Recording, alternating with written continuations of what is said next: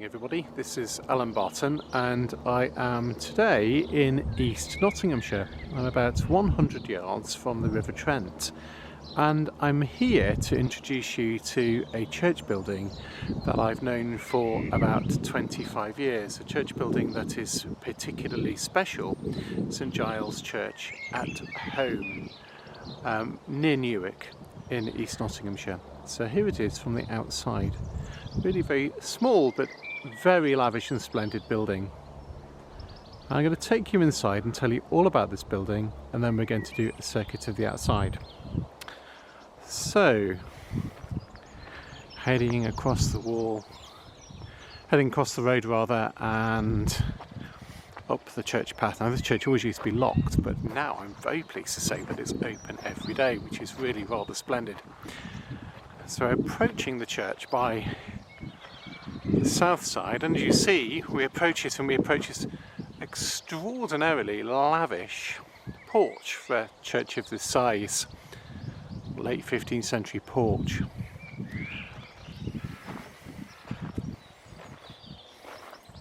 You'll notice on this side beyond there are very large late 15th century perpendicular windows which no doubt let a lot of light into the interior. So coming up to the south door, and above it are some armorial panels. We'll come back to those in a bit when we do a circuit to the outside. And we come up towards the south door underneath the porch, and the porch is an upper chamber, what's called parvies. We'll go up there as well, I think, during the course of our visit. So let's open up. Got our first glimpse of the interior of this very, very splendid building looking east. Now you'll notice here just from the south door that it appears almost to be a double nave and double chancel. You've got an arcade in the middle. To the left hand side is the nave and the chancel. To the south side is very, very wide south aisle, and beyond it, it's not a second chancel, but a chantry chapel, or family chapel belonging to one particular family. Now, this church wasn't a parish church until the 19th century. It was a chapel of ease, a chapelry within the parish of North Muscombe. And from the churchyard, you can see the church of North Muscombe only about a quarter of a mile away. And because it was infrequently used,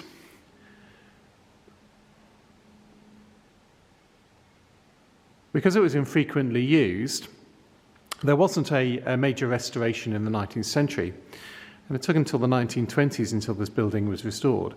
And it was restored following SPAB principles, the Society for the Protection of Ancient Buildings. It was a conservation of the fabric rather than a major restoration, which has left a wonderful, wonderful texture. So whereas the Victorians would have got rid of all the 17th century roofs and ceilings, here they are all still in place, which is lovely to see. You'll notice here that there's a parclose screen to the south chapel and a rood screen too. So let's go further east to the pièce de résistance of this building. So if you'd have been here in about 1450, all you'd have seen is an aisleless nave of the 13th century. This wall is 13th century.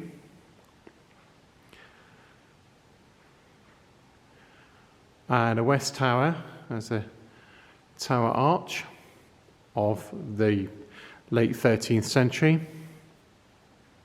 and nothing else, because the rest of the building was completely rebuilt and expanded in the 1480s and 1490s.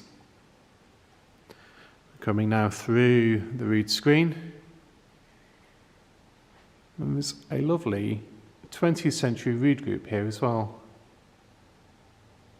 which is rather nice. Rood screen restored, but primarily late 15th century.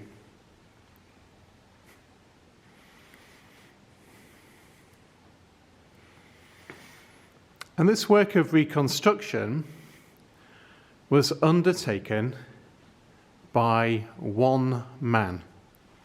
And I'm just going to pan round, whose tomb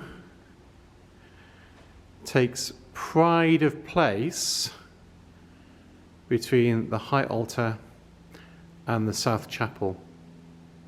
And this man is a man called John Barton, who was a wool merchant, a merchant of the staple of Calais, a self-made man who, through his hard work and business acumen, created a landed estate for himself here. And in his later years, and we think he probably died in his late 70s or 80s, he reconstructed this church, primarily to house his tomb. Now we know he erected his tomb in his lifetime, because in his will of 1490, John Barton asks to be buried in the new tomb I have constructed in Holme. Now here it is, the new tomb that John Barton constructed at Holme. Now on the top of this tomb, you can see these properly, are images of the wool merchant John Barton. There he is, portrayed as an elderly man, quite unusual really, and his wife Isabella, again portrayed as an older woman.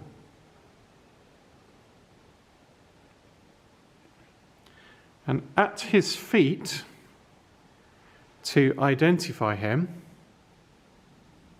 is this,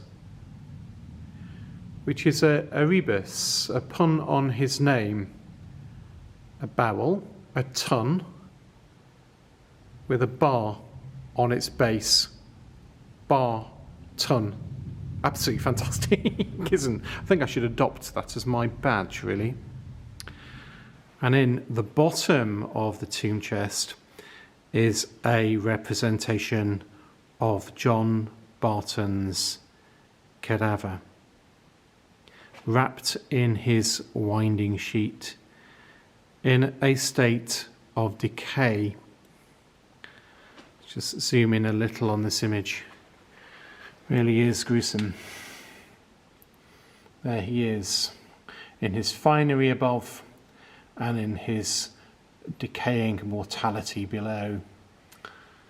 There's the knot of the winding sheet, his ribs exposed, his features desiccated and gaunt, his hand preserving his modesty with part of the shroud, his legs skeletal, dried up. And on the front of this image, there's no inscription commemorating Barton here, but we know it's him. It's a little quote in Latin from the book of Job. Miseremini mei, soltum vos amice, mei quia manus domini te tegit me.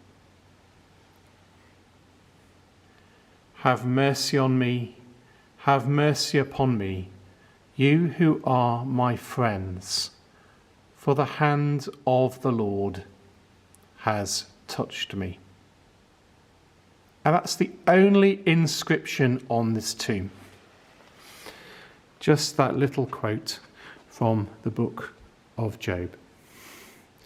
So it is both, it's two things, isn't it? It's a memorial of his self-made status.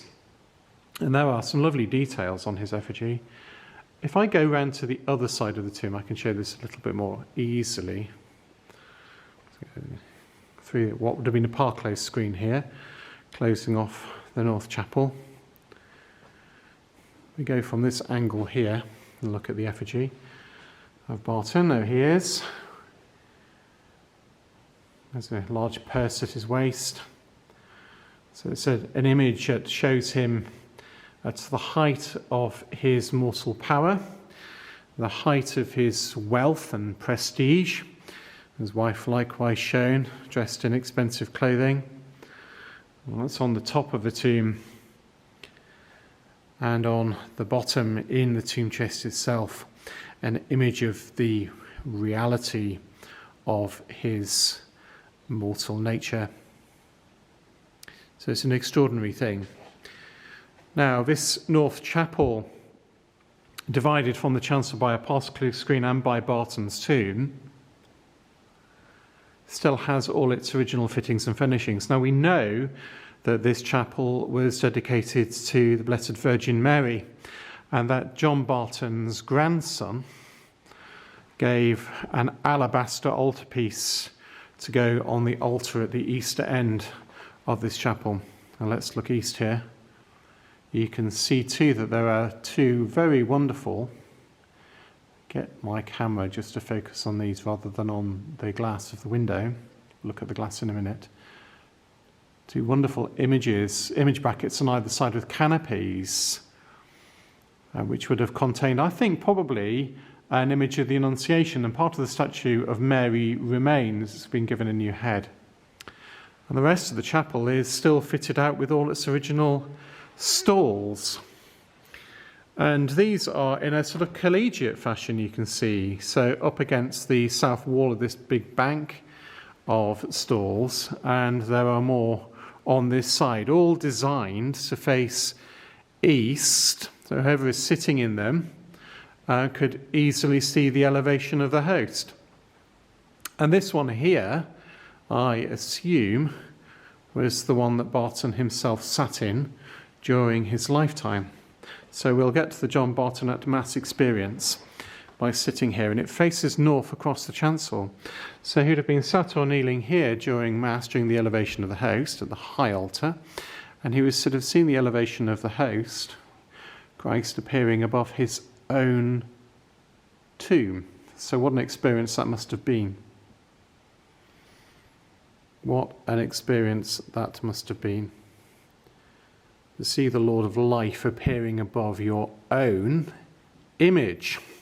Not just the image of you in your status and in your earthly life, but also the image of your dead and decaying body. That must have concentrated the mind. So sat here, he could see the elevation of the host both at the high altar and also that taking place here at the altar of Our Lady. Now these 15th century stalls, how fantastic. Little poppy heads still surviving, all original. This one here, imagine Barton's hand must have touched the head of this angel here, just as I'm touching it now. In the 1480s and 1490s. So we've got angels on this one here, a whole variety of different figures. So angels on this one. We move along to look at the others.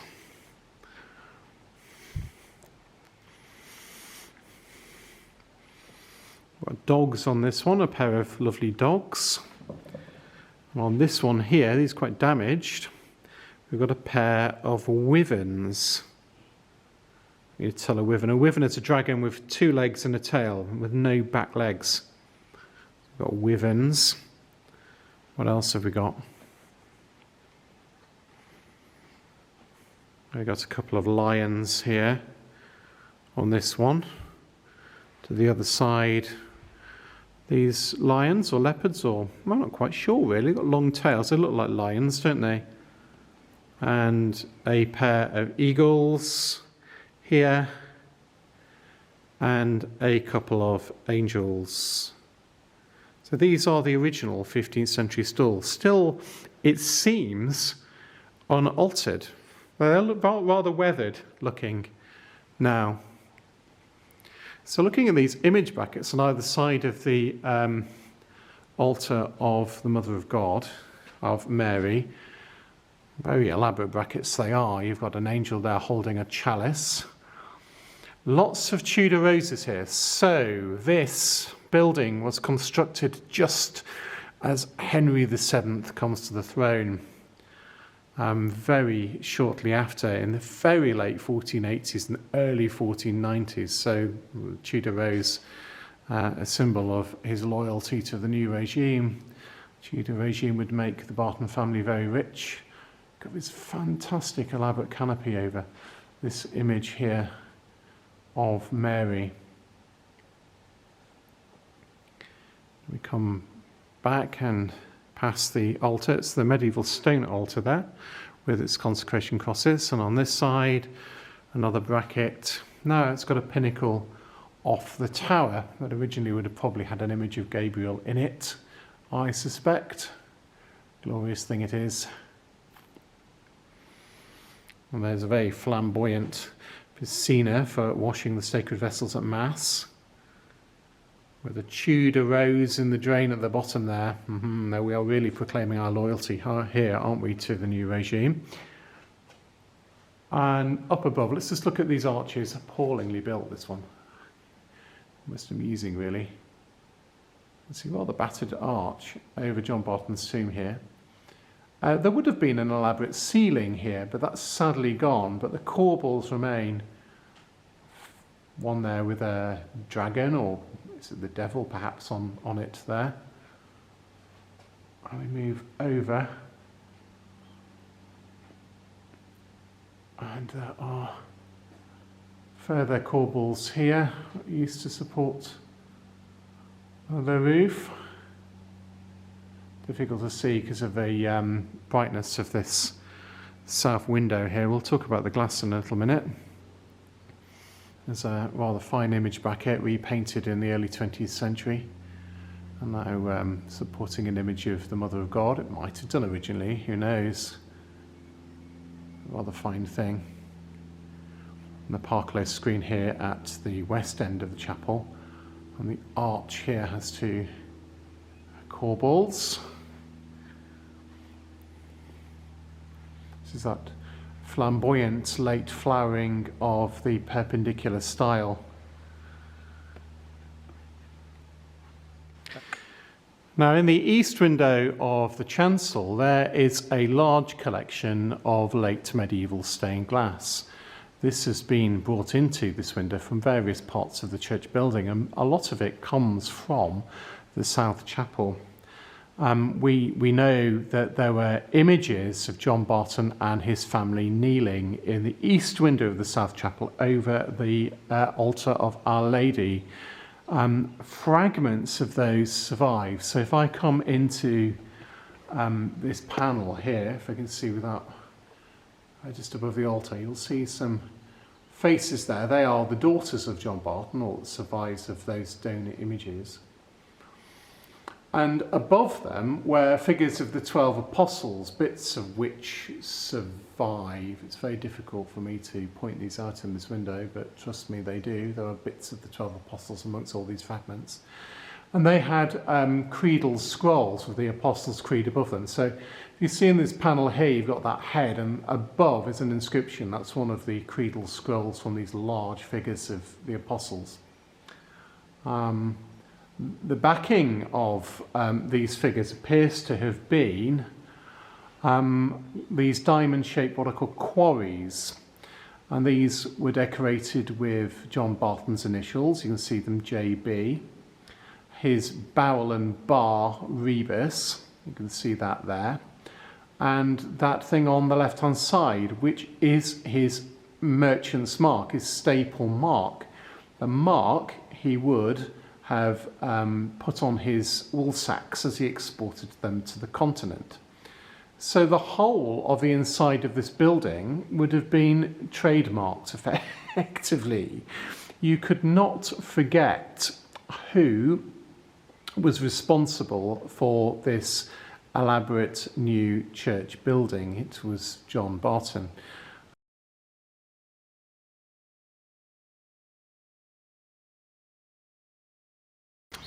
So we're coming out now, and we're going to have a look at the porch. I'm going to whiz us around. So look at the main church door, and above the porch are a series of carved panels, and all of these refer to John Barton. So the centre one is the arms of the staple of Calais, with 2 sheep supporters on either side, rather jolly.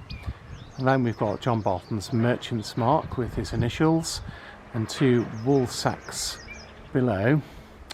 Then next to that we've got John Barton's own arms, the JB, and below another different rebus. This time it's a bear holding a barrel for Barton. And all the other panels are to do with his family and associates. So this one here, for example, is the coat of arms of John Stanhope, who is actually a very important man in Nottinghamshire society and an esquire of the body to King Henry VI, various points. That's his arms impaled with those of his wife Catherine Molyneux. You got the arms of Barton's son Ralph on either side. Now these show him his marriage into a Lancashire gentry family. We're not quite sure of the connection between Barton and John Stanhope, but it seems to have been a fairly close one. And through it, Barton appears to have arranged for his son Ralph to marry a very wealthy heiress, the daughter of Catherine Molyneux, and the heiress of the Smithills estate in Lancashire, the Radcliffe estate in Lancashire.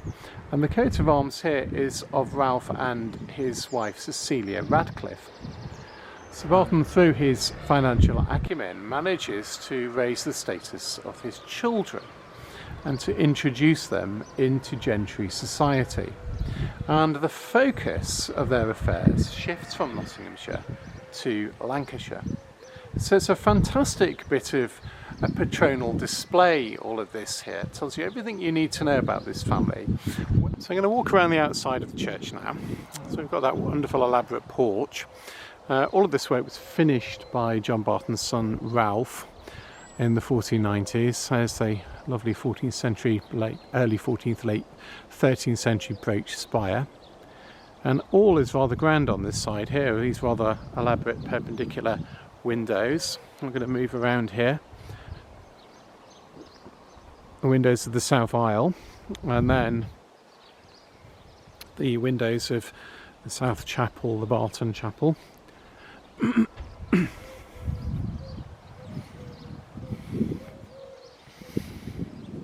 You'll see the full effect of the whole thing.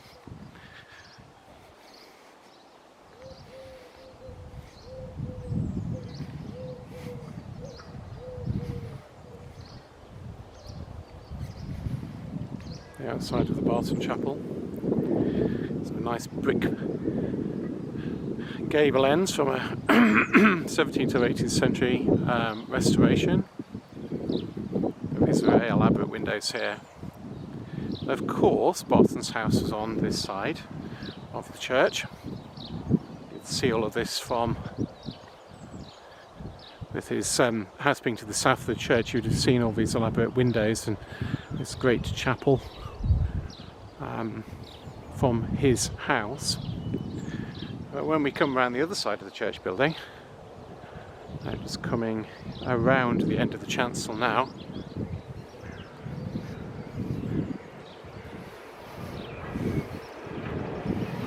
This is what we see. Oh, another tractor.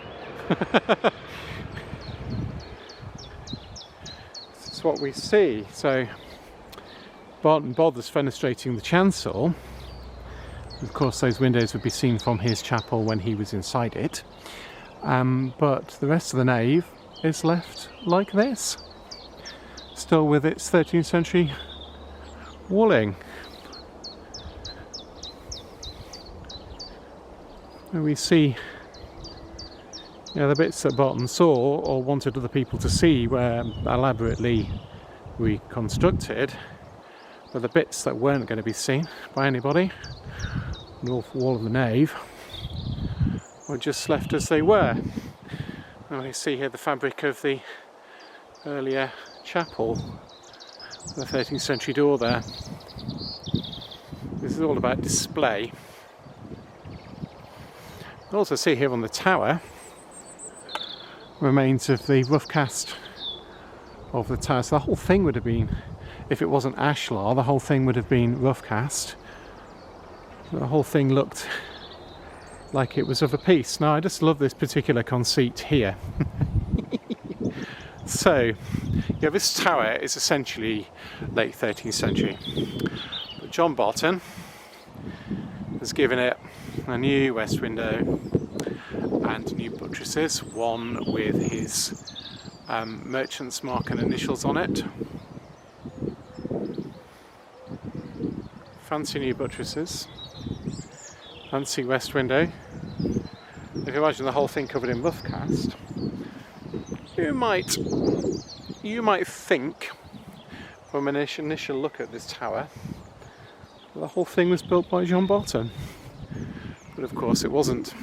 This is very interesting on this side here, isn't it, where you can see the old roof line of the south aisle with the higher pitch of the roof, and this south porch. So the south porch is very tall now, but would have appeared taller and grander when the pitch of the roof was lower.